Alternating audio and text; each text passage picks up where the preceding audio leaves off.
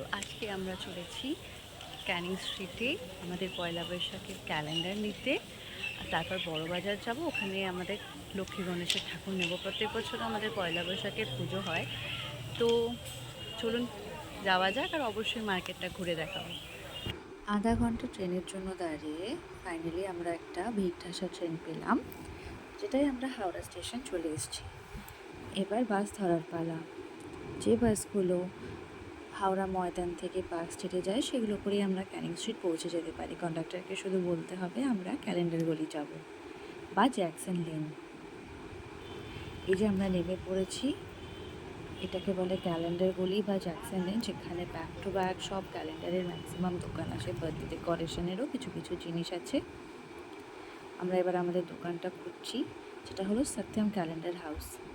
এই হলো সেই দোকান। এদের পেপার কোয়ালিটি যেরকম ভালো, ব্যবহারও ভালো এবং প্রিন্টিংটাও খুবই অসাধারণ। এই ক্যালেন্ডারটা এবছর আমাদের ডিসাইড করা হয়েছিল। এবার আমরা চলেছি ওই গলিতেই গার্ডার নেওয়ার জন্য। ক্যালেন্ডারটাকে র্যাপ করতে হবে, তো নেওয়া শেষ হয়ে গেছে ক্যালেন্ডার, রাবার ব্যান্ড। এবার আমরা বড় বাজারে যাচ্ছি হেঁটে হেঁটে ঠাকুর নিতে। এবার ঠাকুর নিতে যাওয়ার পালা। মাঝের এই সুন্দর দোকানগুলো দেখে মন সত্যি ভরে যাচ্ছিল, কিন্তু হাঁটা তো আর শেষ হচ্ছিল না। ক্লান্ত হয়ে অবশেষে আমরা মোদি টি স্টল থেকে এক কাপ চায় খেয়ে নিলাম, যাতে একটু এনার্জি পাওয়া যায়। এবার আমরা চলে এসেছি হালখাতার খাতা নিতে।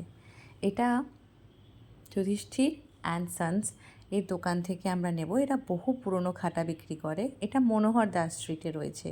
এদের খাতারের পেপার কোয়ালিটি থেকে আরম্ভ করে বোর্ড সবই ভালো। ফাইনালি আমরা পৌঁছে গেলাম ঠাকুর নেওয়ার জন্য। এখানে অসাধারণ সব ঠাকুরের কালেকশন। এরা দামটা অবশ্যই একটু বাড়িয়ে বলবে, বাট বার্গেন অবশ্যই করে নেবেন। এখানকার ঠাকুরগুলো হচ্ছে সত্যিই সুন্দর। এখান থেকে ঠাকুর কেনা হয়ে গেল আমাদের। এই যে এখন আর ঠাকুরের মুখ দেখাচ্ছে না, একবারে কাল পয়লা বৈশাখের দিন নতুন বছরে দেখাবো। ব্লগটা এই অবধিই থাক। ভালো থাকবেন, সুস্থ থাকবেন।